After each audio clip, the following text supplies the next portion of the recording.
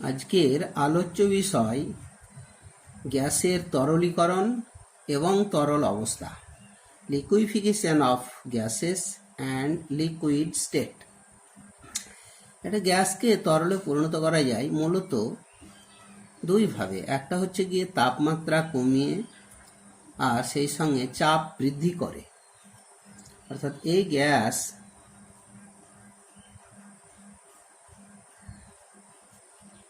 can be liquefied by lowering the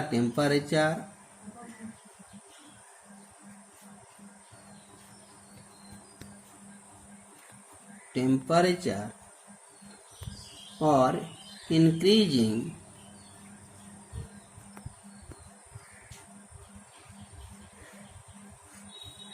the pressure.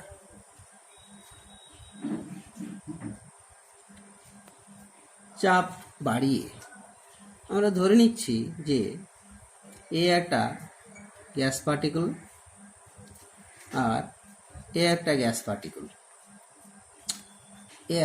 Particle, যদি চাপ বাড়িয়ে দেওয়া হয় তাহলে চাপের প্রভাবে এই গ্যাস পার্টিকেলগুলো আস্তে আস্তে আস্তে তাদের আয়তন কমতে থাকে, অর্থাৎ গ্যাস পার্টিকেলগুলোর ইন্টারমলিকুলার ডিস্ট্যান্সটা কমতে থাকে।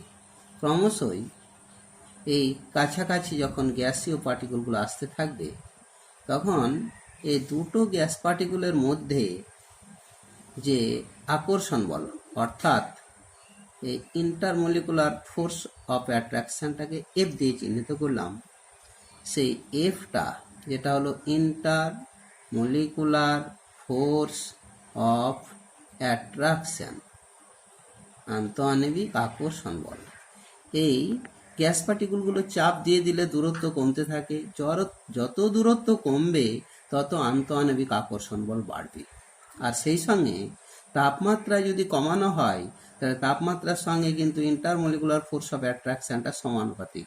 যত তাপমাত্রা কমবে আকর্ষণ তত বাড়তে থাকবে। এইভাবে বাড়তে বাড়তে গ্যাসের গ্যাস অণুগুলোর দূরত্ব কমতে কমতে এমন একটা দূরত্বে এসে যাবে যে অবস্থা, অর্থাৎ তরল অবস্থায় যে গ্যাসের আন্তঃআণবিক দূরত্ব দরকার সেই দূরত্বে যখন এসে যাবে তখন গ্যাস পার্টিকেলগুলো ধীরে ধীরে তরলে পরিণত হবে।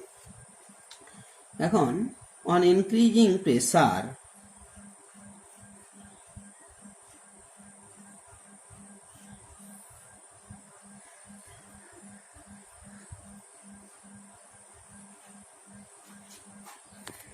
the molecule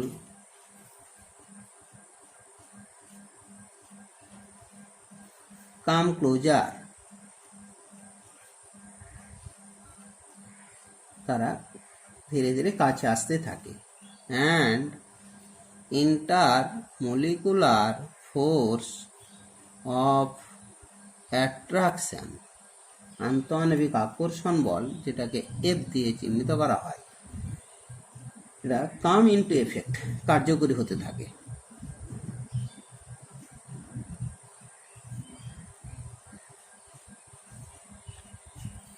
And ultimately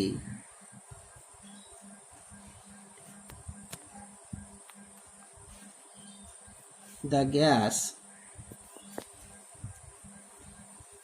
may change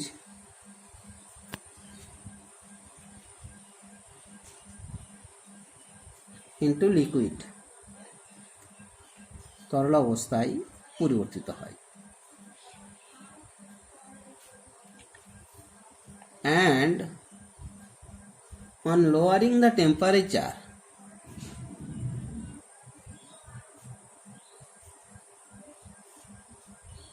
তাপমাত্রা যত কমানো হবে ইন্টারমলিকুলার ফোর্স অফ অ্যাট্রাকশন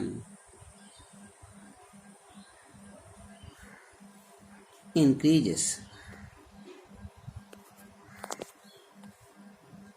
যেহেতু এই ইন্টারমলিকুলার ফোর্স অফ অ্যাট্রাকশন যেটাকে এফ দিয়ে ডিনোট করা হলো, এই এফটা সমানুপাতিক হবে গিয়ে যে ইনভার্সলি প্রপোর্শনাল টু টেম্পারেচার, তাপমাত্রা যত বৃদ্ধি পাবে তত এফটা কমবে, আর তাপমাত্রা যত কমবে এফের পরিমাণ বাড়তে থাকবে। So liquefaction will be easier, তাহলে সেক্ষেত্রে আকর্ষণ যত বাড়তে থাকবে, সো লিকুইফিকেশন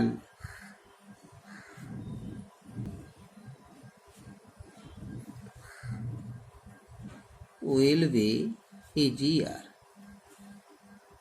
তত সহজেই তরলে পরিণত হবে। কিন্তু এখানে চাপের প্রভাব অপেক্ষা তাপমাত্রা প্রভাবটা বেশি কার্যকরী। But lowering the temperature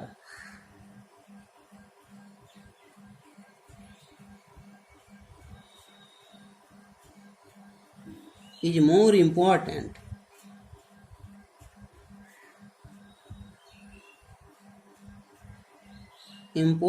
than pressure। তার কারণ যে আমরা গ্যাসের উপরে একটা নির্দিষ্ট তাপমাত্রার উপরে, মানে সর্বোচ্চ একটা তাপমাত্রার উপরে গ্যাসকে রেখে যদি তার উপর চাপ বাড়ানো হয়, তাহলে দেখা যাবে যতই চাপ বাড়ানো হোক না কেন সেটা তরলে পরিণত করা সম্ভব হবে না। সেই নির্দিষ্ট তাপমাত্রাটাকে বলা হয় ক্রিটিক্যাল টেম্পারেচার।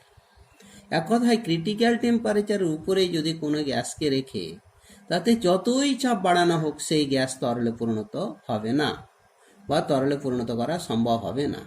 কিন্তু ক্রিটিক্যাল টেম্পারেচারের নিচে রেখে বা ক্রিটিক্যাল টেম্পারেচারে রেখে যদি গ্যাসের উপর চাপ প্রয়োগ করা হয় তাহলে কিন্তু সহজে তরলে পরিণত করা হবে।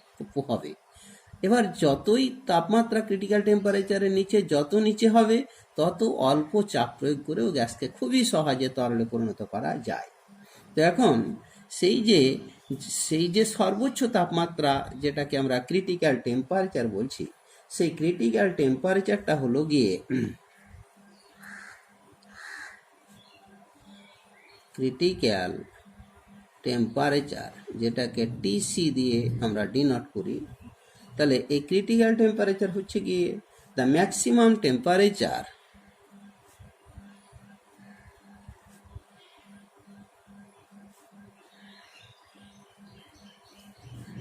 at which a gas can be liquefied. A gas can be liquefied by applying pressure।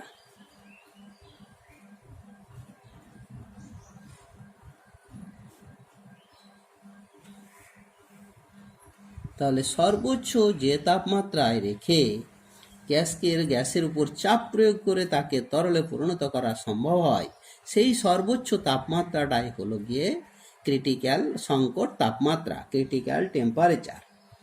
এবারে একটা গ্যাসকে যদি ক্রিটিক্যাল টেম্পারেচার রেখে এবার তাতে যে সর্বনিম্ন যে চাপ প্রয়োগ করে তাকে তরলে পরিণত করা যায়, সেই সর্বনিম্ন চাপটাকে ক্রিটিক্যাল প্রেসার, সংকট চাপ বলা হয়। অর্থাৎ ক্রিটিক্যাল টেম্পারেচার এখানে এই ডেফিনিশনটা হয়ে গেল।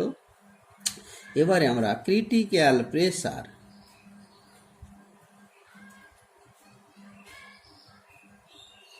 সংকট চাপ, একে পিসি দিয়ে ডিনোট করা হলো। তাহলে সেই ক্রিটিক্যাল প্রেসার এটা হচ্ছে the minimum pressure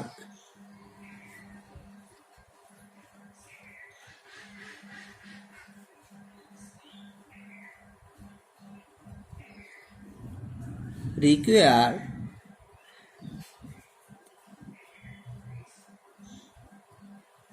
to cause liquefaction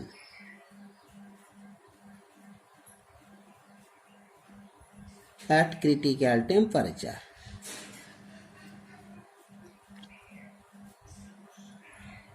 তাহলে ক্রিটিক্যাল টেম্পারেচার রেখে যে সর্বনিম্ন চাপ প্রয়োগ করে গ্যাস তরলে পরিণত হয় সেই চাপটাকে বলা হয় ক্রিটিক্যাল প্রেসার। এবারে একটা গ্যাস, এক মোল গ্যাস, তাকে ক্রিটিক্যাল প্রেসারের টেম্পারেচার রেখে ক্রিটিক্যাল চাপ প্রয়োগ করলে তার যে আয়তনটা হবে সেই আয়তনটা হলো ক্রিটিক্যাল ভলিউম, সংকট আয়তন। তাহলে এবারে ক্রিটিক্যাল ভলিউমের ডেফিনিশনটা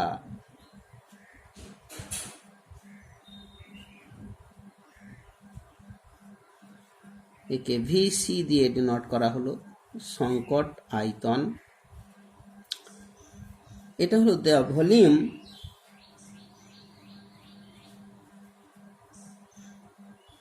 occupied by 1 mole of a gas at critical temperature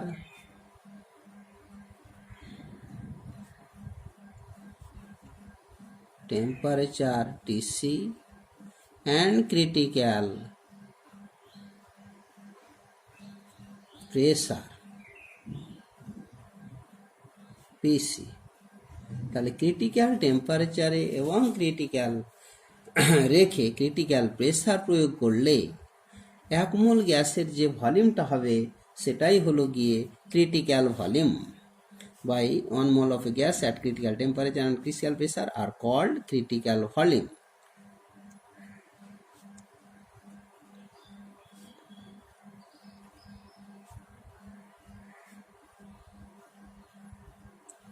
তাহলে ডেফিনিশনগুলো আমরা পেয়ে গেলাম। তাহলে একটা গ্যাসকে আমরা যদি তরলে পরিণত করি তাহলে সেক্ষেত্রে যদি বলি একটা উপযুক্ত কোন শর্তে কোন পরিবেশে খুব সহজেই তরলে পরিণত করা যায় সেটার ক্ষেত্রে দেখা যাবে যে টেম্পারেচারটা যত কম হবে, ক্রিটিক্যাল টেম্পারেচার থেকে যত কম হবে, আর সেই সঙ্গে চাপটা যত বেশি প্রয়োগ করা হবে, তাহলে সেক্ষেত্রে গ্যাসটা তত সহজে তরলে পরিণত হবে। অর্থাৎ ফেভারেবল কন্ডিশন, দ্য ফেভারেবল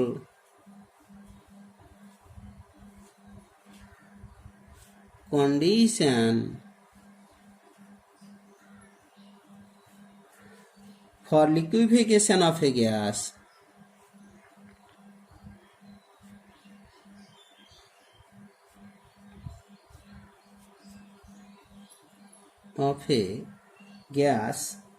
সেটার ক্ষেত্রে যদি টেম্পারেচারটা টি আর ক্রিটিক্যাল টেম্পারেচার টিসি, তাহলে টি এর মানটা ক্রিটিক্যাল টেম্পারেচার থেকে যত কম হবে আর সেই সঙ্গে অ্যান্ড প্রেসারটা ক্রিটিক্যাল প্রেসার থেকে যত বেশি হবে তত সহজে কিন্তু গ্যাসগুলো তরলে পরিণত হবে। আর সেই সঙ্গে যদি আদার কন্ডিশন বলি যে টি এর মান টিসি রেখে পি এর মান পিসিতেও কিন্তু গ্যাস তরলে পরিণত হবে, তাহলে লিকুইফিকেশন ইজ পসিবল। যদি আরো দু একটা শর্ত বলি, লিকুইফিকেশন ইজ পসিবল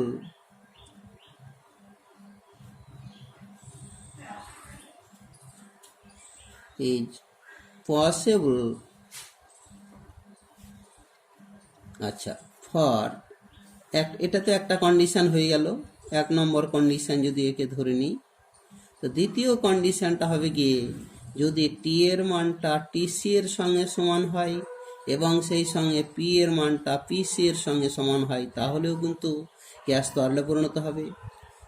3 নম্বর পয়েন্টে যদি বলি যে পি এর মানটা অর্থাৎ টি এর মানটা টিসি আর সেই সঙ্গে পি এর মানটা যদি পিসি থেকে বেশি হয় তাহলে তো আরো এ থেকে আরো সহজে তরলে পরিণত হবে। কিন্তু যদি বলি যে এই টি এর মানটা টিসিতে রেখে বা টি এর মানটা টিসি থেকে একটু বেশি করে দিলাম, টি এর মানটা টিসি থেকে একটু বেশি করে দেওয়া হলো অ্যান্ড পি এর মানটা পিসি থেকে এবারে যতই বেশি হোক না কেন, তাহলে এই কন্ডিশনে গ্যাসটি তরলে পরিণত হবে না, অর্থাৎ নট লিকুইফাইড।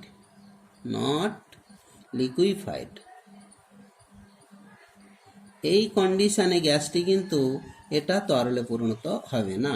আদার্স যে সমস্ত এগুলো দেওয়া হলো, কন্ডিশন দেওয়া হলো, সেই ক্ষেত্রে সহজে তরলে পরিণত হবে। এবার ক্রিটিক্যাল কনস্ট্যান্টের সঙ্গে বিশেষ করে ভ্যান্ডার ওয়াল যে কনস্ট্যান্টগুলো রয়েছে, সেই ভ্যান্ডার ওয়াল কনস্ট্যান্টের মধ্যে সম্পর্কগুলো কি সেগুলো একটু দরকার। তাই দ্য ক্রিটিক্যাল কনস্ট্যান্ট, অর্থাৎ যে পিসি ভিসি টিসি এগুলোকে একত্রে ক্রিটিক্যাল কনস্ট্যান্ট বলে। দ্য ক্রিটিক্যাল কনস্ট্যান্ট অর্থাৎ পিসি ভিসি অ্যান্ড টিসি এরা একত্রেই critical constant, can be expressed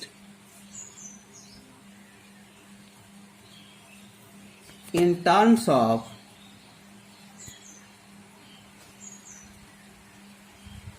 van der Waal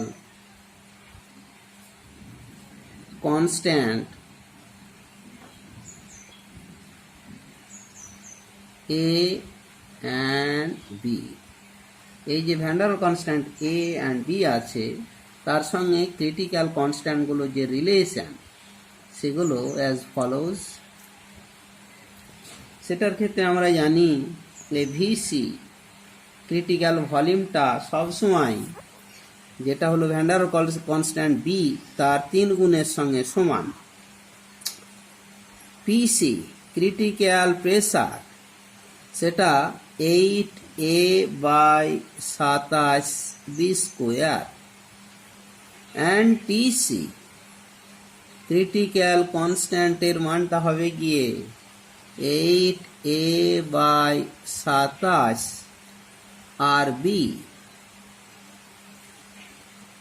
সেই সঙ্গে আরও দুটো আমরা টেম্পারেচার সম্পর্কে খুব পরিচিত, সেটা হলো কি আরও দুটো টেম্পারেচার খুব গুরুত্বপূর্ণ। একটা হলো গিয়ে বয়েলস temperature,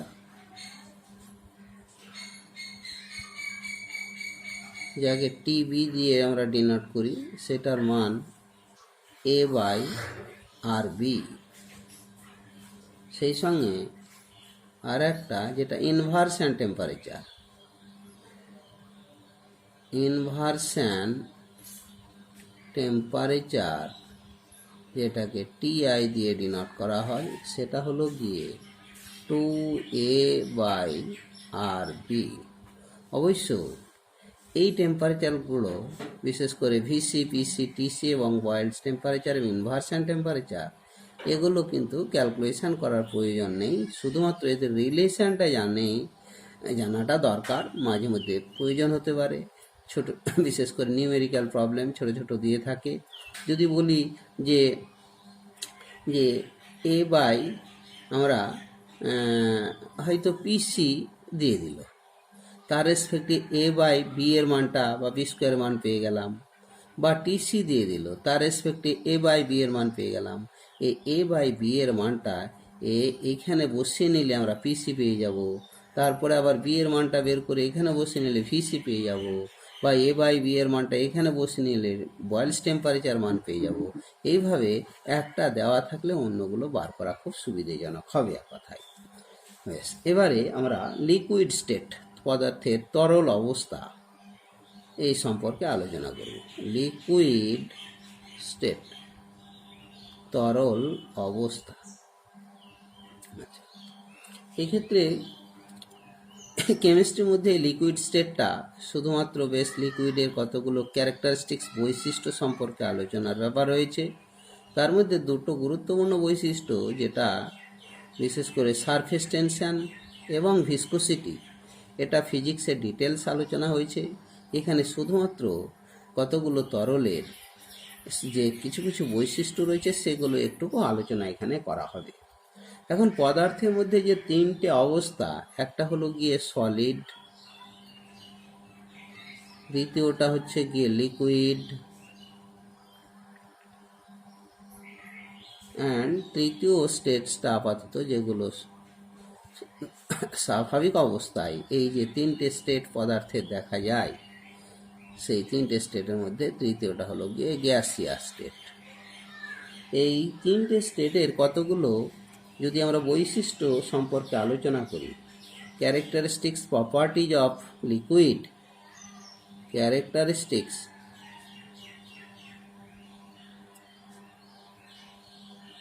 properties of liquid.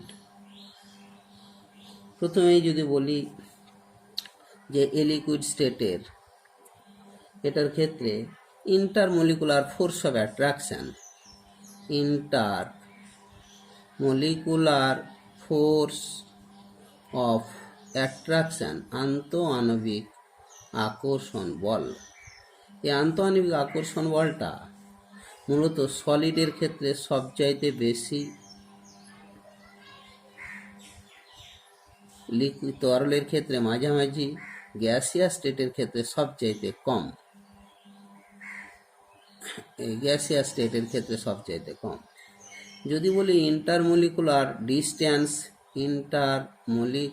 Distance, আন্তঃআণবিক দূরত্ব, সেটা আবার সলিড থেকে লিকুইডের আন্তঃআণবিক দূরত্ব বেশি, আবার গ্যাসের ক্ষেত্রে আরও বেশি। পরবর্তীতে যদি বলি ডেনসিটি, ঘনত্ব, এই ঘনত্বর ক্ষেত্রে লিকুইডের থেকে বরং সলিডের ঘনত্ব লিকুইডের থেকে বেশি, আর গ্যাসিয়াস স্টেট থেকে লিকুইড স্টেটের ঘনত্ব বেশি। কম্প্রেসিবিলিটি, সংকোচনশীলতা, কম্প্রেসিবিলিটি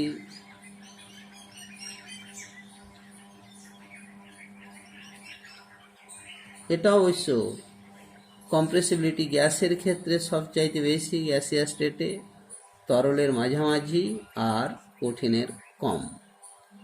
ডিফিউশন, আর একটা যদি বলি ডিফিউশন, ব্যাপন,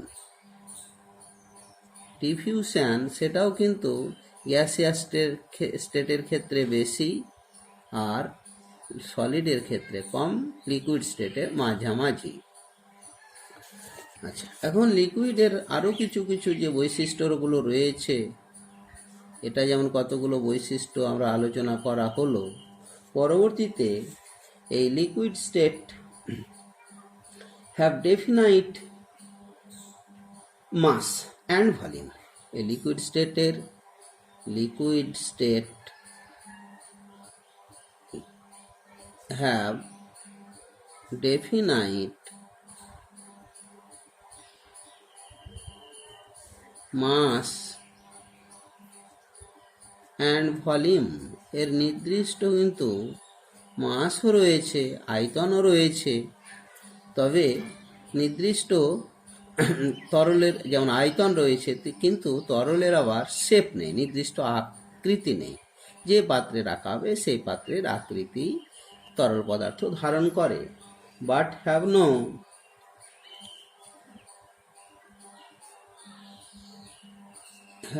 no definite shape,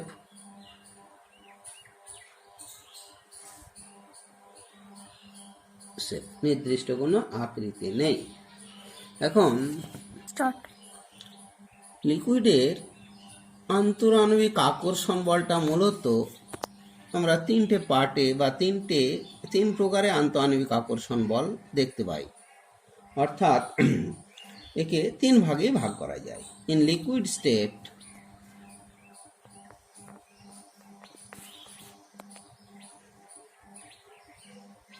intermolecular force of attraction, এটা মূলত তিন প্রকারে, 3 টাইপস। একটা হলো গিয়ে ডাইপোল অ্যাট্রাকশন ফোর্স,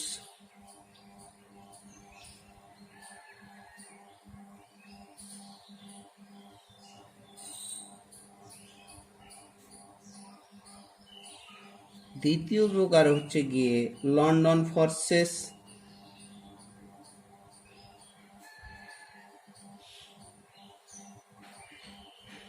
তৃতীয় প্রকারটা হলো গিয়ে hydrogen bonding.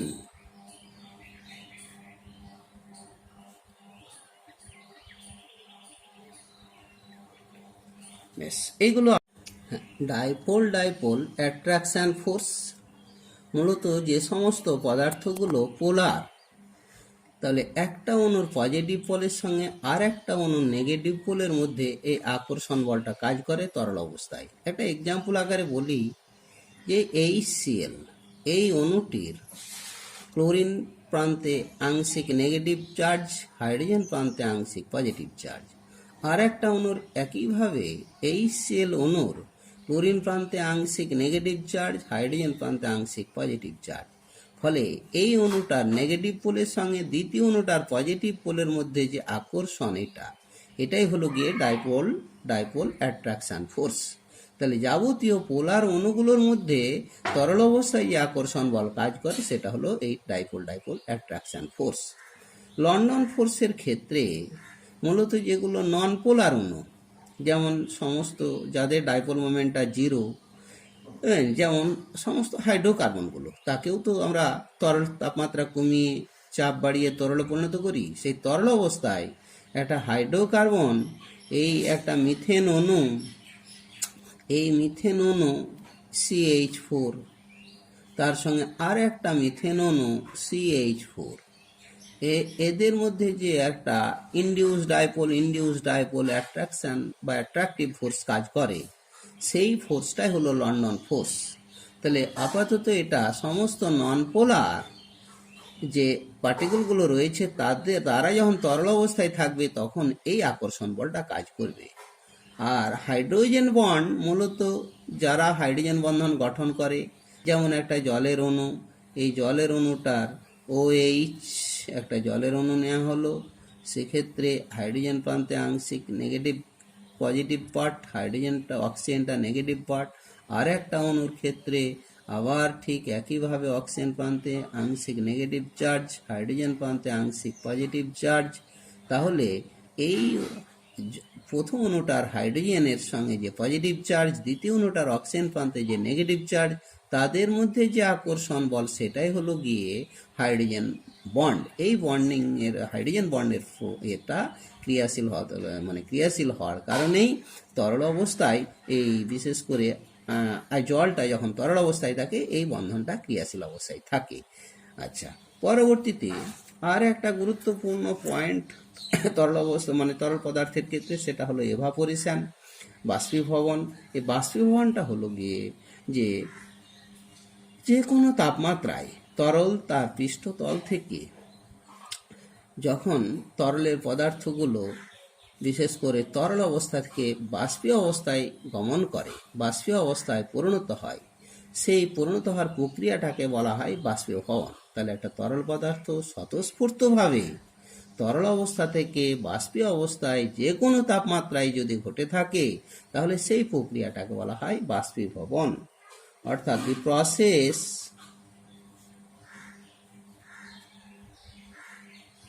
of spontaneous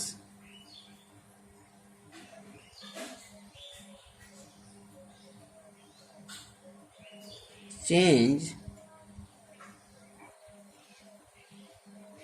of liquid state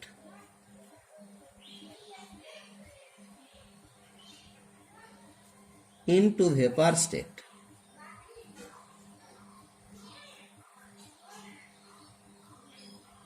at the surface of the liquid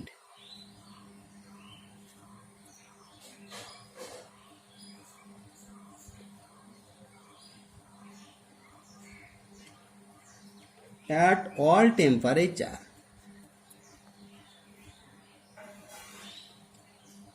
is called evaporation.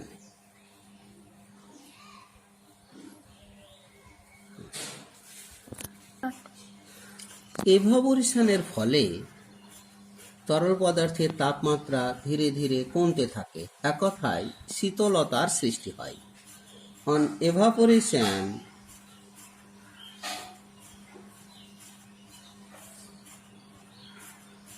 Temperature decreases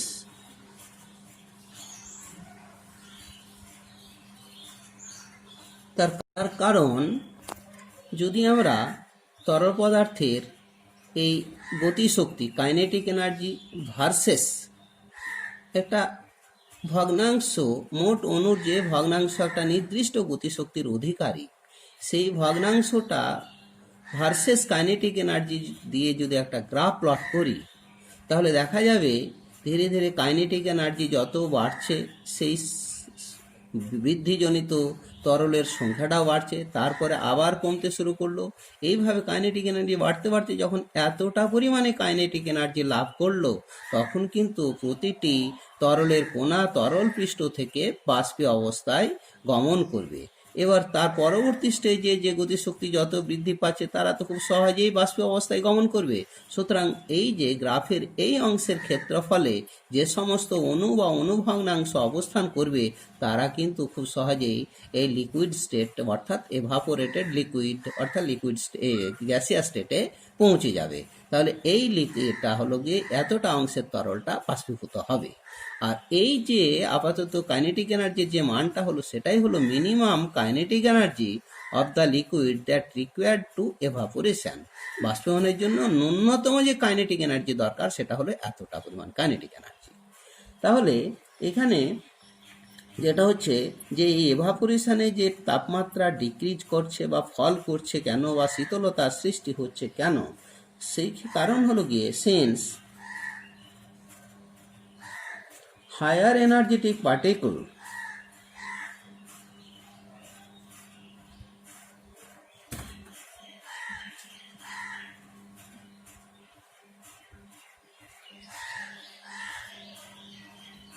of liquid leave from the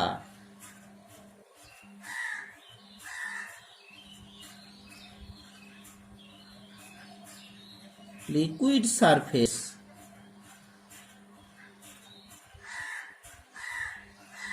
তারা লিকুইড সারফেস থেকে লিভ করে, অর্থাৎ বেরিয়ে যায়। So average energy of the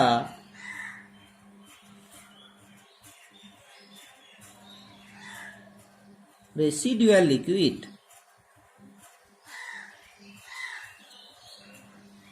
অবশিষ্ট যে লিকুইডের যে গড় যে শক্তি, সেটা কিন্তু ডিক্রিজ করতে থাকে, ডিক্রিজেস।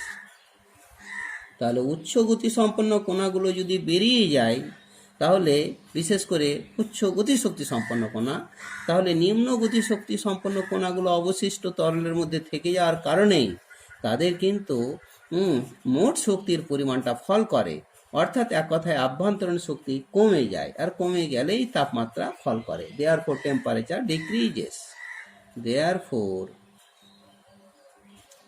Temperature decreases. এবারে এই এভাপোরেশন যে সমস্ত ফ্যাক্টরগুলোর উপর নির্ভর করে, সেই ইনফ্লুয়েন্সিং ফ্যাক্টর অন এভাপোরেশন,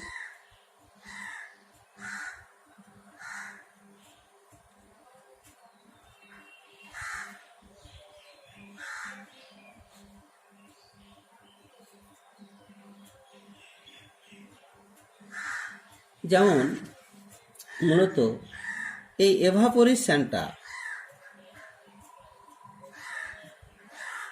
বাষ্পীভবনটা নির্ভর করবে সারফেস এরিয়ার উপরে।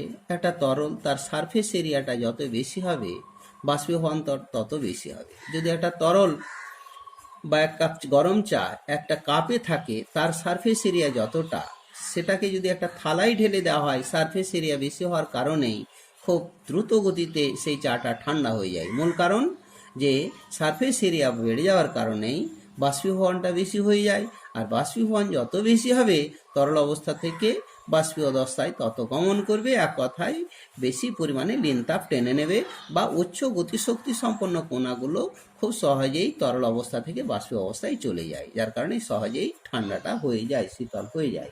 তাহলে evaporation proportional to surface area of the liquid, surface area of the liquid। পরবর্তীতে evaporation proportional to temperature, তাপমাত্রা যত বৃদ্ধি পাবে তত এভাপোরেশনটা বাড়বে, বৃদ্ধি পাবে। আবার ঠিক একইভাবে evaporation proportional to flow of air, তরলের উপরে বায়ু যত চলাচল করবে, বায়ু প্রবাহ যত বেশি হবে, বাষ্পীভবন তত বেশি হবে, ফ্লো অফ এয়ার। পরবর্তীতে সারফেস এর এভাপোরেশনটা প্রপোর্শনাল টু বা inversely proportional to intermolecular force of attraction.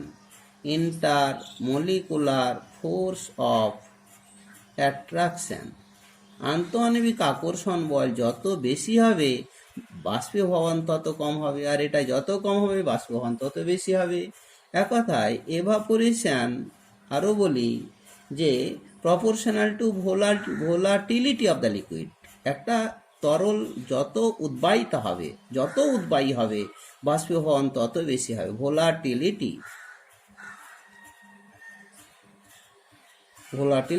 Of the liquid. লিকুইডের মানে বাষ্পীয়তার উপর নির্ভর করে, এই উদ্বায়িতার উপর নির্ভর করবে। তাহলে এইগুলোকে তারপরে আবার যদি বলি এই ইন্টারমলিকুলার ফোর্স অফ অ্যাট্রাকশন, সেগুলোই বা এই টাইপের আকর্ষণ বলটাই কোন কোন ফ্যাক্টর উপর নির্ভর করে, সেটা হচ্ছে গিয়ে also intermolecular force of attraction, আন্তঃআণবিক আকর্ষণ বল ডিপেন্ডস, নির্ভর করে যে সমস্ত বিষয়ের উপর, depends on the nature of the liquid. এক নম্বর হলো গিয়ে depends on the nature of the liquid, on the nature of the liquid. তরল পদার্থের বিশেষ করে প্রকৃতির উপরে এই ইন্টারমলিকুলার ফোর্স অফ অ্যাট্রাকশন নির্ভর করে। সেই সঙ্গে ওই ইন্টারমলিকুলার ফোর্স অফ অ্যাট্রাকশন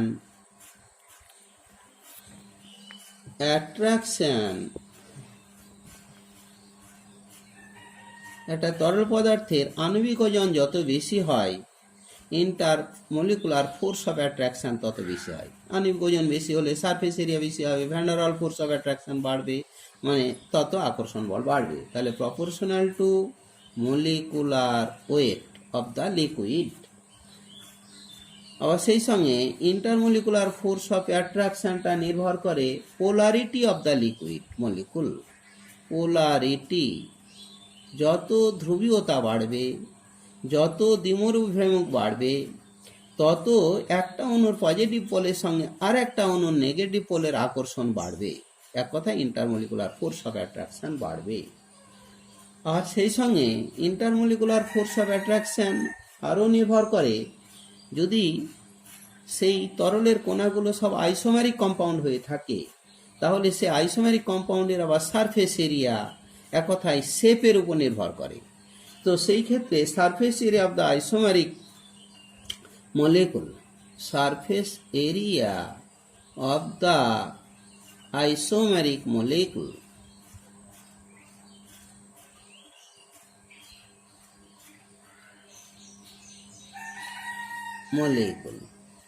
এক কথায় আইসোমেরিক মলিকুল হিসাবে আমরা একটা এক্সাম্পল দিচ্ছি, যে যদি আমরা বিউটেন বা পেন্টেনের কথাই বলি, তাহলে এই আইসোমেরিক মলিকুলগুলোর ক্ষেত্রে, পেন্টেনের ক্ষেত্রে normal pentane CH3 CH2 CH2 CH2 CH3, এটার ক্ষেত্রে যতটা সারফেস এরিয়া হবে, এটাকে যদি আমরা আইসোপেন্টেন করে নিয়ে থাকি CH3 CH3 CH2 CH3, তারপরে এটাকে যদি আমরা নিউপেন্টেন করে নিই CH3 CH3 CH3 CH3, নিউপেন্টেন করে নিলে এই নিউপেন্টেন এটা একদম পুরোপুরি স্ফেরিক্যাল শেপ এর।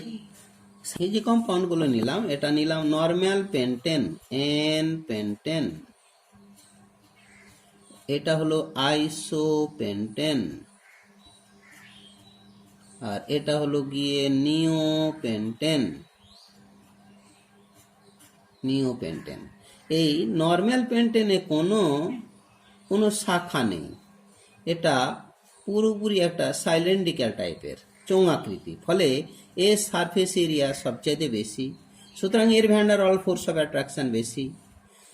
ঠিক এর সারফেস এরিয়া এটা ওভ্যাল টাইপের হয়ে গেল একটা শাখা এসে যাওয়ার ফলে, সুতরাং এর সারফেস এরিয়া একটু কমে গেল, তাই van der wall force of attraction একটু কমলো। এ আবার স্ফেরিক্যাল টাইপের হয়ে গেছে, এর সারফেস এরিয়া আরও কমে গেল, van der wall force of attraction আরও কমে গেল। তাহলে যদি ইন্টারমলিকুলার ফোর্স অফ অ্যাট্রাকশন, তাহলে এর বেশি, এর কম, এর আরও কম।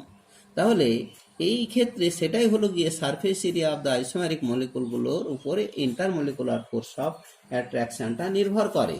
আর এই সব ফ্যাক্টরগুলোই আসলে আবার সব ফ্যাক্টরগুলোই আবার প্রপোর্শনাল, ইনভার্সিল প্রপোর্শনাল টু ভোলাটিলিটি, অর্থাৎ উদ্বায়িতার সঙ্গে আবার ব্যস্তানুপাতি। কেন? যত বেশি উদ্বায়ী হবে ততই আকর্ষণটা কি হবে? কমবে। আর এটা কম হলে এদের পরিমাণ বাড়বে।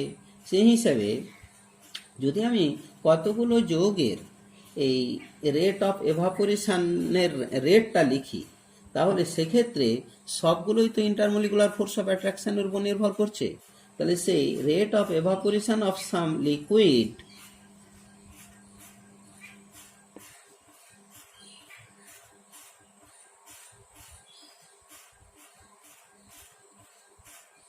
of some liquids, কতগুলো লিকুইড নিলাম, প্রথমে যদি মিথেন নিয়ে থাকি, আণবিক ওজন সবচাইতে কম, ইন্টারমলিকুলার ফোর্স অফ অ্যাট্রাকশন সবচাইতে কম, এভাপোরেশনের রেট বেশি। কার তুলনায়? যদি ইথেন নিয়ে থাকি, এর আণবিক ওজন বাড়লো, স্বাভাবিক হওয়ার কারণেই এর এভাপোরেশনটা একটু কমলো। তারপরে যদি এইভাবে নিতে থাকি C3H8, তারপরে C4H10 ইত্যাদি ইত্যাদি নিতে শুরু করা হলো। তারপরে এবার যদি আর একটা কম্পাউন্ড আলাদাভাবে নিলাম, একটা ether.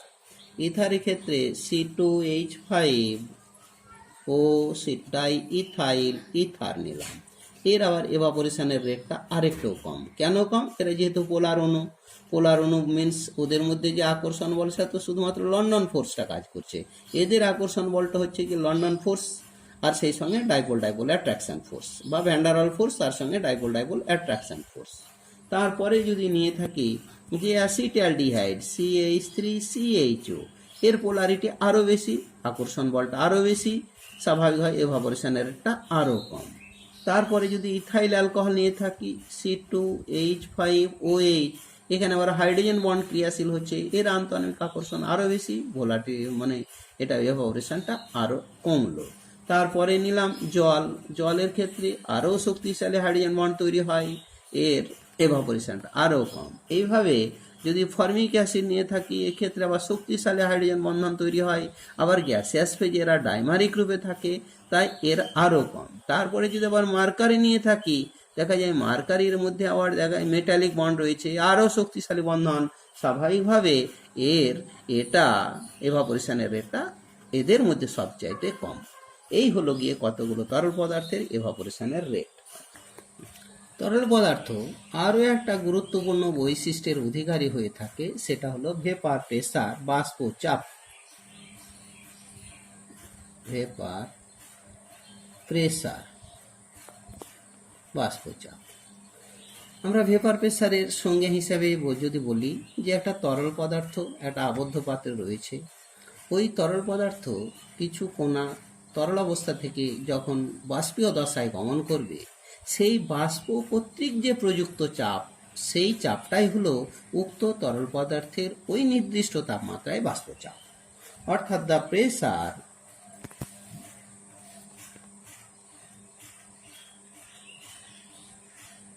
exerted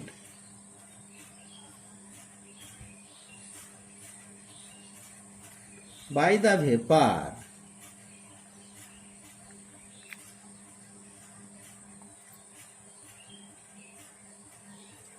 in equilibrium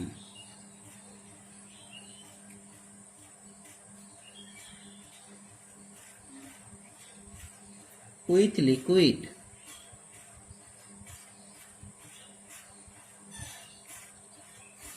at a given temperature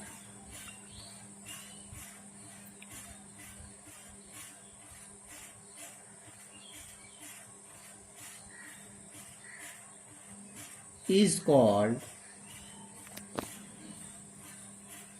vapor pressure, VP।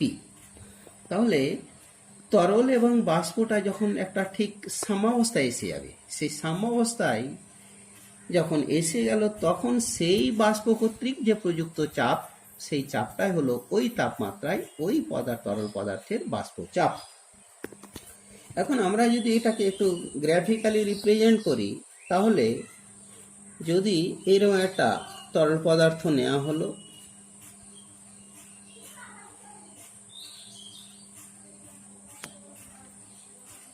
Liquid অবস্থায় রয়েছে, এ একটা আবদ্ধ পাত্র,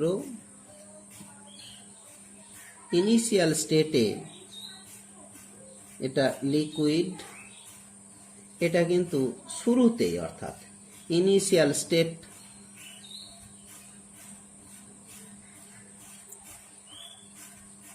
অর্থাৎ t=0 সময়ে তরলটা বাষ্প হতে শুরু করেনি, সেই অবস্থায় কিন্তু এটা ভ্যাকান্ট স্পেস, এটা পুরোপুরি ভ্যাকান্ট স্পেস রয়েছিল। এই অবস্থায় কোনো চাপ সৃষ্টি হয়নি। তারপরে বা ধীরে ধীরে এটা বাষ্পভূত হতে শুরু করলো, তরল তো লিকুইড ফেজ থেকে গ্যাসিয়াস ফেজে এসে গেল, গ্যাসিয়াস ফেজে এসে গেল। কিছুটা তরল আপাতত এই বাষ্পীয় অবস্থায় চলে গেল।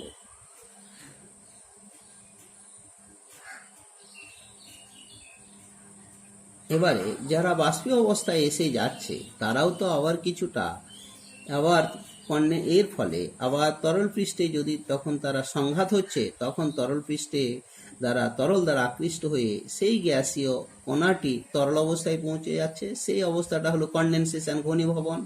তাহলে এই ক্ষেত্রে যতটা বাষ্পীভূত হচ্ছে ততটা কিন্তু ঘনীভূত হচ্ছে না, অর্থাৎ কিছু সময় পরে এই ঘটনাটা ঘটে। After some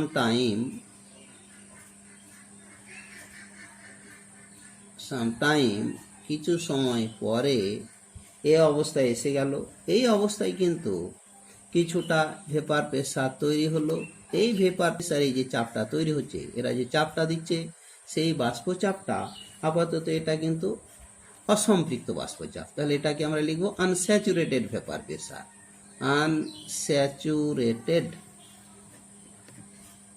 unsaturated vapour pressure. এই ক্ষেত্রে কিন্তু এই যতটা এই বাষ্পায়নটা হচ্ছে ততটা কিন্তু ঘনীভবন হচ্ছে না, অর্থাৎ এই অবস্থায় রেট অফ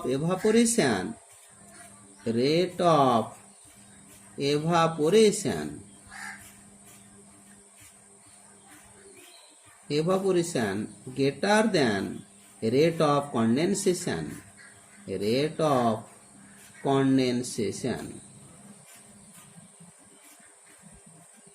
অর্থাৎ ঘনীভবনের থেকে বাষ্পীভবনের রেটটা বেশি। তারপরে আবার কিছু সময় অতিবাহিত হতে হতে এমন একটা সময় এসে গেল যখন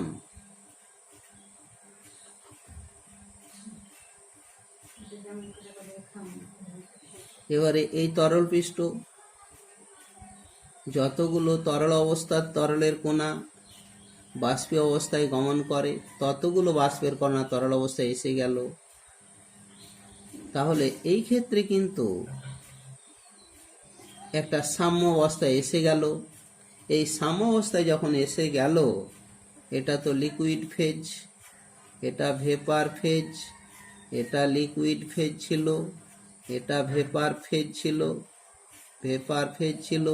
এই অবস্থায় এটা অসম্পৃক্ত বাষ্পচাপ। এই অবস্থায় যে ভেপার প্রেসারটা হলো সেটা কিন্তু স্যাচুরেটেড ভেপার প্রেসার। এই ভেপার প্রেসারটা হলো গিয়ে স্যাচুরেটেড ভেপার প্রেসার। এই অবস্থায় এটা ইকুইলিব্রিয়াম কন্ডিশনে এসে গেল। Equilibrium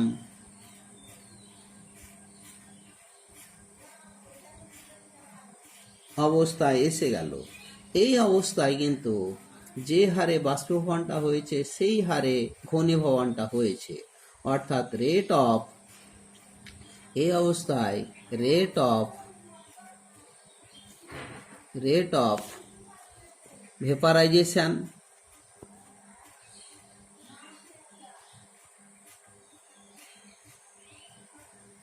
is equal to rate of condensation. ভেপারাইজেশনের রেটের সঙ্গে কনডেনসেশনের রেটটা সমান হয়ে গেল। এটাকে যদি আমরা আবার একটা গ্রাফ দিয়ে প্লট করি, সেটা হচ্ছে গিয়ে এটা এই কন্ডিশনে কিন্তু এই বাষ্পচাপটা সম্পৃক্ত বাষ্পচাপ মানে কি, এতে বাষ্পীভূত কণার সংখ্যা বাড়ানো বা কমবেও না বাড়বেও না, একদম পুরোপুরি স্যাচুরেটেড হয়ে আছে। এই অবস্থায় যে বাষ্পচাপ সেটাকে আমরা বলি স্যাচুরেটেড ভেপার প্রেসার। এটাকে ঠিক আরও একটা গ্রাফ দিয়ে যদি আমরা রিপ্রেজেন্ট করি, সেই গ্রাফটাকে যদি এইভাবে বলি যে একটা এক্স অ্যাক্সিস বরাবর যদি আমরা টাইমটাকে প্লট করি, টাইম টি, আর ওয়াই অ্যাক্সিস বরাবর রেট মানে হারটাকে রিপ্রেজেন্ট করি, তাহলে দেখা যাবে স্টার্টিংয়ে এইতে জিরো সময় আস্তে সময় ধীরে ধীরে বাড়ছে। শুরুতেই কিন্তু রেট অফ এভাপোরেশনটা সবচাইতে বেশি ছিল, তারপরে ধীরে ধীরে এভাপোরেশনের রেটটা কমছে, টাইম যত বাড়ছে এভাপোরেশনের রেটটা কমছে। এভাবে কমতে কমতে একটা গ্রাফ পাওয়া গেল। ঠিক শুরুতেই কিন্তু বাষ্পীভবন এটার ক্ষেত্রে অর্থাৎ ঘনীভবন বাষ্পের সংখ্যাটা জিরো ছিল, তাহলে ঘনীভবনের কোনো প্রশ্নই ছিল না, তাহলে শুরুতেই ঘনীভবনটা জিরো ছিল। তারপরে সময় যত বাড়ছে বাষ্পীয় অবস্থায় কণার সংখ্যা বাড়ছে, সুতরাং তারাও ঘনীভূত হওয়ার রেটটাও বাড়ছে। তাহলে এই হলো গিয়ে তোমার সময় বৃদ্ধির সঙ্গে সঙ্গে ঘনীভবনটা বাড়তে এমন একটা সময় এসে গেল, এই সময়ের মধ্যে এই যে সময়টা এসে গেল, এটা কিন্তু এই সময়ের মধ্যে ইকুইলিব্রিয়াম কন্ডিশনে এসে গেল। তাহলে এই গ্রাফটা হলো গিয়ে রেট অফ কনডেনসেশনের গ্রাফ। এটা হলো গিয়ে রেট অফ কনডেনসেশন।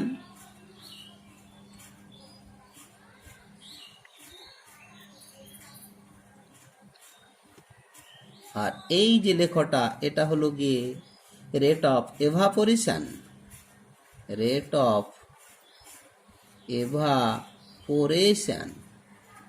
আর ঠিক এই সময়ের মধ্যে এভাপোরেশন এবং কনডেনসেশনের রেট দুটোই সমান হয়ে গেল, এই যে এতটা পরিমাণে হলো, সুতরাং এটা ইকুইলিব্রিয়াম কন্ডিশনে চলে এলো। এটা ইকুইলিব্রিয়াম এই কন্ডিশনে এসে গেল। এখন এই ভেপার প্রেসারটা আবার সেই কতগুলো ফ্যাক্টরের উপর নির্ভর করে। তো মূল ফ্যাক্টরটা হলো মূলত টেম্পারেচার। তো vapour pressure increases with increasing temperature. তাপমাত্রা বৃদ্ধির সঙ্গে সঙ্গে ইনক্রিজিং টেম্পারেচার, তাপমাত্রা যত বাড়ছে তরলের কণাগুলোর গতিশক্তি তত বাড়ছে, ফলে বাষ্পীভবনটা তত বাড়ছে, বাষ্পচাপ তত বাড়ছে। সুতরাং vapour pressure proportional to T temperature, and vapour pressure এটাও ঠিক তরল পদার্থ যতটা উদ্বায়ী হবে বাষ্পচাপ তত বেশি হবে। ভোলাটিলিটি অফ দ্য লিকুইড, অর্থাৎ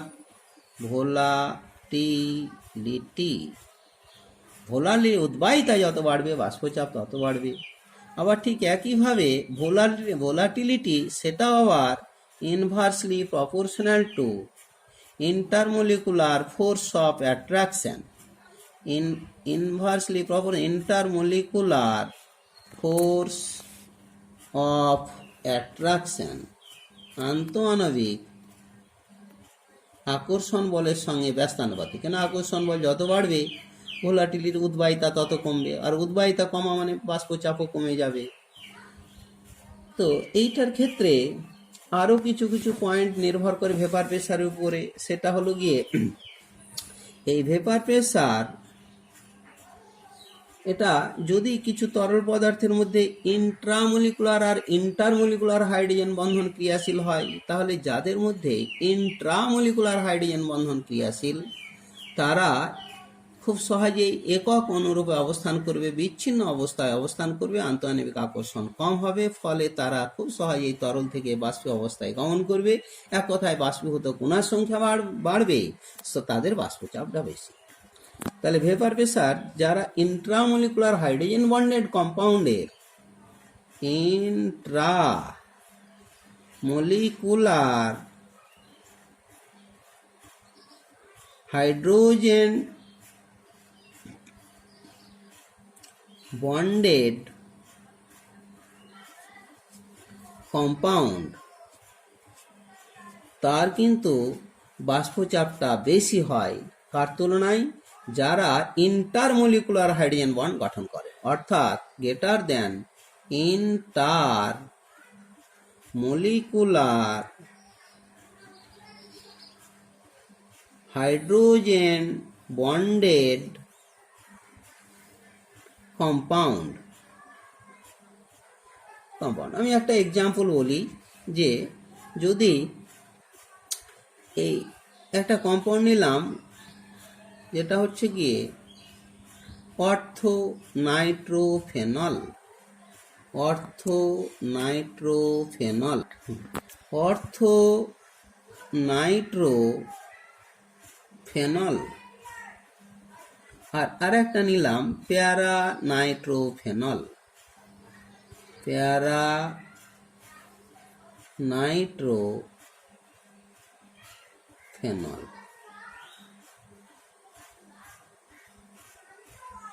এখন এই অর্থ বলতে গিয়ে ফেনলের OH গ্রুপ তার পাশের পজিশনটা কেবল অর্থ পজিশন, এই পজিশনটা অর্থ, আবার এটাও অর্থ, পরের পজিশনটা এটা মেটা, এটাও মেটা, তারপরের পজিশনটা প্যারা।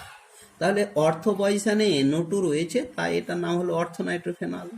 এটার ক্ষেত্রে এই যে অর্থ দুটো পজিশন, এ মেটা দুটো পজিশন, আর এখানে প্যারা পজিশনে NO2 রয়েছে, তাই এটা হলো প্যারা নাইট্রোফেনল।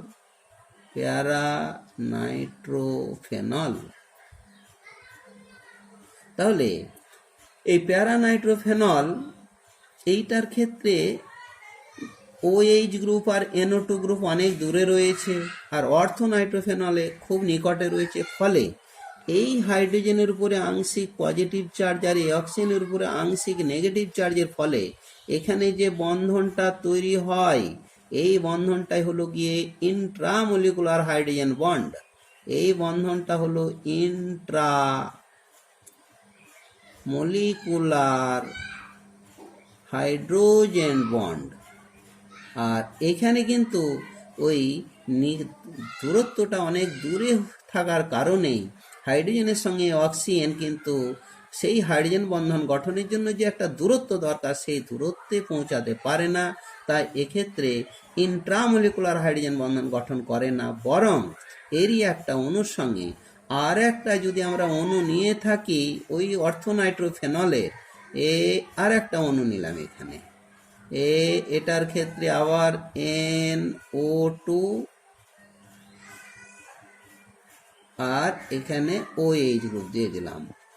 এই যে আরেকটা প্যারানাইট্রোফেনল নিলাম, এবারে এই অণুটার হাইড্রোজেনের এই পজিটিভ প্রান্তের সঙ্গে দ্বিতীয়টা অণুটার যে অক্সিজেনের প্রান্তে যে নেগেটিভ চার্জ রয়েছে, এদের মধ্যে যে হাইড্রোজেন বন্ড, এই বন্ধনটা হলো ইন্টারমলিকুলার হাইড্রোজেন বন্ড।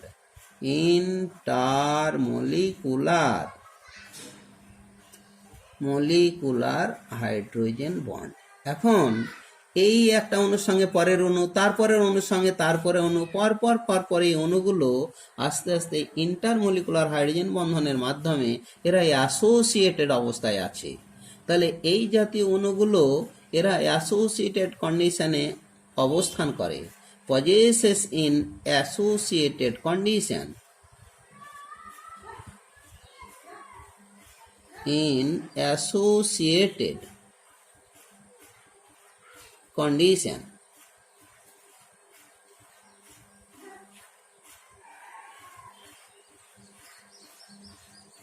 আর এইটার ক্ষেত্রে এই অণুটার সঙ্গে আর একটা অণুর ইন্টারমলিকুলার হাইড্রোজেন বন্ধন গঠনের সুযোগ নেই, সুতরাং এদের নিজের মধ্যেই একই অণুর দুটো পরমাণুর মধ্যে এই বন্ধনটা তৈরি হয়েছে, তাই এরা কিন্তু একক অবস্থায়, পৃথক অবস্থায়, বিচ্ছিন্ন অবস্থায় অবস্থান করবে, অর্থাৎ এরা অকুপাই ইন আইসোলেটেড কন্ডিশন বা পজেসেস ইন আইসোলেটেড বিচ্ছিন্ন অবস্থায়, ডিসক্রিট অবস্থায় এরা অবস্থান করে। ইন আইসোলেটেড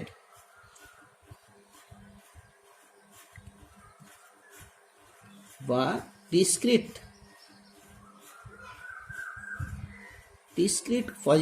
আইসোলেটেড কন্ডিশন আর কি, এরা পৃথক অবস্থায়, বিচ্ছিন্ন অবস্থায় অবস্থান করে, ফলে একটা অণুর সঙ্গে আর একটা অণুর স্বাভাবিক কারণে আকর্ষণ বলটা খুবই কম, এদের ক্ষেত্রে আকর্ষণ বলটা যথেষ্টই বেশি। সুতরাং এদের ক্ষেত্রে অণুগুলোকে তরল অবস্থা থেকে বাষ্পীয় অবস্থায় যেতে গিয়ে খুব কম তাপ শক্তির প্রয়োজন, তাই এদের বয়েলিং পয়েন্টের মানটা কম। তাহলে আপাতত যেটা হলো গিয়ে এই বয়েলিং পয়েন্ট, এটা যেমন এর মানটা কম, এদের বয়েলিং পয়েন্টের মান বেশি। এর ভোলাটিলিটির মান আপাতত যদি বলি আমি ইন্টারমলিকুলার বা ভেপার প্রেসার কথা বলি, যে ভেপার প্রেসার, তাহলে এটার ক্ষেত্রে এইটার যেহেতু গ্যাসিয়াস ফেজে এ বেশি গমন করবে, গ্যাসীয় অবস্থায় এটা বেশি অবস্থান করবে, ফলে এর দ্বারা সৃষ্ট বাষ্পচাপটা বেশি হবে। তাহলে ভেপার প্রেসার অর্থোনাইট্রোফেনলের ভেপার প্রেসার বেশি হবে কার তুলনায়? প্যারানাইট্রোফেনলের তুলনায়। ফলে এর ক্ষেত্রে আবার যদি ভোলাটিলিটি বলি, তা এর ভোলাটিলিটি বেশি, এর ভোলাটিলিটি কম, এর বয়েলিং পয়েন্টটা কম, এর বয়েলিং পয়েন্টটা বেশি। বয়েলিং পয়েন্টের ক্ষেত্রেও একইভাবে বলি যে বয়েলিং পয়েন্ট যদি বলি তাহলে এইটার তুলনায় বরং ওর বয়েলিং পয়েন্ট বেশি, যেহেতু ওটা অ্যাসোসিয়েটেড কন্ডিশন রয়েছে। ভোলাটিলিটির ব্যাপারটাও যদি বলি, ভোলাটিলিটি উদ্বায়িতা, তাহলে এর উদ্বায়িতা বেশি, ওর উদ্বায়িতা কম, ইত্যাদি ইত্যাদি উপর আপাতত এই ভেপার প্রেসারটা নির্ভর করবে। আচ্ছা, আবার বলি আমি যে অর্থোনাইট্রোফেনল, ফেনল মানে হলো বেঞ্জিন বলয়ে যদি OH গ্রুপ থাকে তাহলে ফেনল, বা যেটা হলো কি আমরা কার্বলিক অ্যাসিড বলি, যেটা সাবতাড়ানো অ্যাসিড, তার এই অর্থবয়সানে NO2 রয়েছে, তাই এটা অর্থোনাইট্রোফেনল। আর এখানে প্যারাবয়সানে NO2 গ্রুপ রয়েছে, স্বাভাবিক কারণে প্যারানাইট্রোফেনল। এবারে এই অণুটা একক রূপে অবস্থান করে, যেহেতু নিজেদের মধ্যে এই যে হাইড্রোজেন বন্ড তৈরি হলো সেটা হলো অন্ত আণবিক হাইড্রোজেন বন্ড। ইন্ট্রামলিকুলার মিনস হলো গিয়ে অন্ত আণবিক হাইড্রোজেন বন্ড, অন্ত আণবিক হাইড্রোজেন বন্ধন।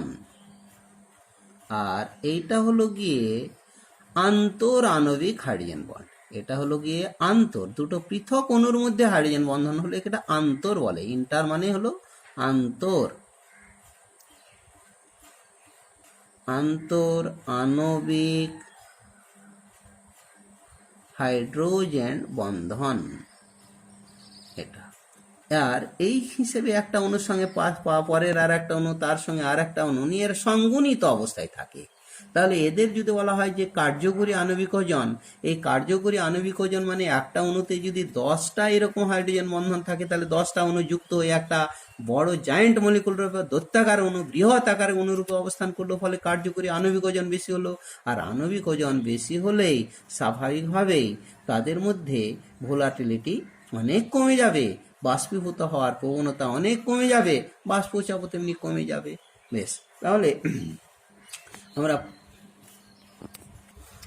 আমরা আরও একটা এই গ্রাফের মাধ্যমে যদি বাষ্পচাপটা তাপমাত্রার সঙ্গে যে সম্পর্ক সেটা আমরা নির্ণয় করি, তাহলে যে গ্রাফটা অঙ্কন করব, vapour pressure versus temperature, x Axis বরাবর টেম্পারেচার, ডিগ্রি সেন্টিগ্রেড স্কেলে এর মানগুলো বসানো হলো, আর y অক্ষ বরাবর যেটা ভেপার প্রেসার সেটা অ্যাটমসফিয়ার এককে 0.5 অ্যাটমসফিয়ার, 1 অ্যাটমসফিয়ার, 1.5, 2 ইত্যাদি দিয়ে আনুমানিকভাবে একটা স্কেল তৈরি করা হলো। এখন কতগুলো যে তরল পদার্থ নেওয়া হলো তাদের তাপমাত্রা বৃদ্ধির সঙ্গে সঙ্গে ক্রমশই বাষ্পচাপটা বাড়ছে। এই বাষ্পচাপ বাড়তে বাড়তে বাড়তে মূলত এই যে তাপমাত্রাটাতে ওই বাষ্প দ্বারা সৃষ্ট চাপ, আর এটা হলো অ্যাটমসফিয়ারিক প্রেসারটা, আমরা যদি অন অ্যাটমসফিয়ারিক প্রেসারটাকে আমরা ধরে থাকি সেই পরিবেশের যে চাপটা, তাহলে ওই অন অ্যাটমসফিয়ারিক প্রেসারের সঙ্গে যখন সমান হয়ে যাবে তখন দেখা যাবে ওই তরল পদার্থটি সামগ্রিক অংশ থেকে ফুটন শুরু হয়েছে, অর্থাৎ ফুটতে শুরু হয়েছে। এক কথায় ওই তরল পদার্থ মানে বয়েলিংটা শুরু হয়েছে। তাহলে ওই তাপমাত্রাটা হলো ওই তরল পদার্থের বয়েলিং পয়েন্ট। তাহলে এখানে যে তরলটা নেওয়া হলো সেটা হলো ডাইমিথাইল ইথার। এই ডাইমিথাইল ইথারের তাপমাত্রা যখন 34.6 ডিগ্রি এসে গেল, সেই তাপমাত্রায় ওই ইথারটি ফুটতে শুরু করলো।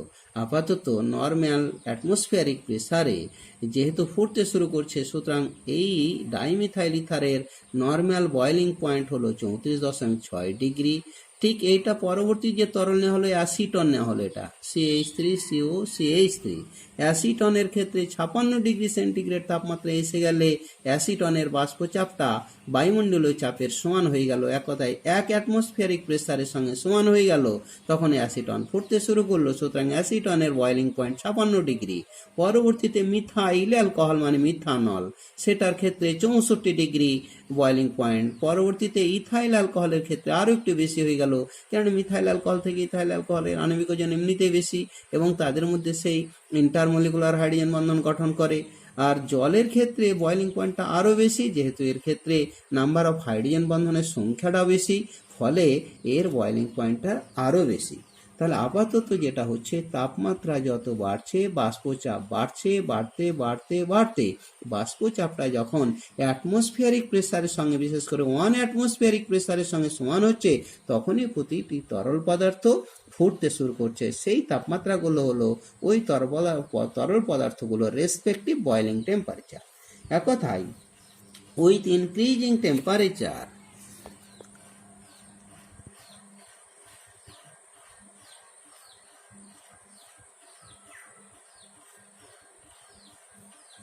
rate of evaporation increases. Rate of evaporation increases. বাষ্পীভবনটা বৃদ্ধি পেতে থাকে তাপমাত্রা বৃদ্ধির সঙ্গে সঙ্গে। ঠিক একইভাবে অ্যামাউন্ট অফ ভেপার, বাষ্পের সংখ্যাটা মানে বৃদ্ধি পেতে থাকে। অতএব with increasing temperature amount of vapour, বাষ্পের কণার সংখ্যাও বাড়তে থাকে। ঠিক উইথ ইনক্রিজিং টেম্পারেচার ভেপার বাড়তে থাকলে ভেপার প্রেসারও বাড়তে থাকবে। তাহলে amount of vapour pressure also increases. এবারে এই ভেপার প্রেসার বাড়তে বাড়তে, when vapor pressure reaches to the surrounding pressure, when vapor pressure reaches to the surrounding মানে পরিবেশের প্রেসার, পরিবেশের যে চাপটা রয়েছে ওই অবস্থায়, মানে অ্যাটমসফিয়ারিক প্রেসার যেটা রয়েছে, that is atmospheric pressure. Surrounding pressure means atmospheric pressure.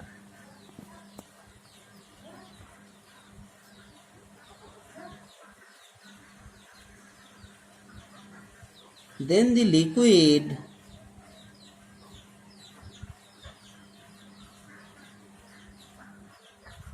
boil, ফুটতে থাকে, that is reaches to the boiling point.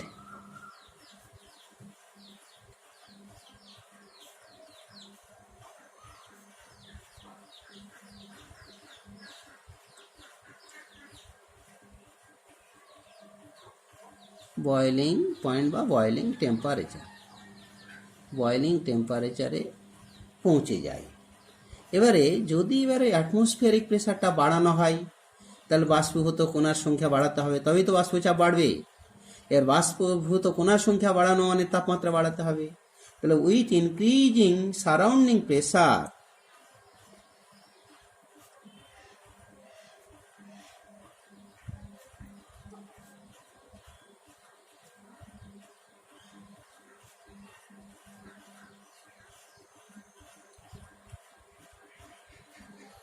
the boiling point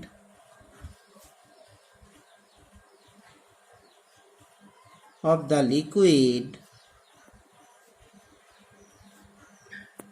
increases।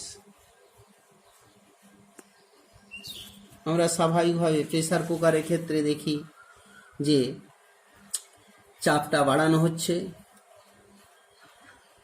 যে কোনো একটা ঢাকনা দেওয়ার ফলেই স্বাভাবিকভাবে যদি বাষ্পটা বেরোতে না পারে তাহলে বাইরের চাপটা বাড়ানো হচ্ছে, ফলে স্বাভাবিকভাবে ওই স্ফুটনাঙ্কটা বাড়ছে, বেশি তাপমাত্রায় পদার্থকে মানে করা হচ্ছে, উত্তপ্ত করা হচ্ছে, সহজে সুসিদ্ধ হয়ে যায়। বেশ, এই আজকের মতো এখানেই শেষ করা হলো।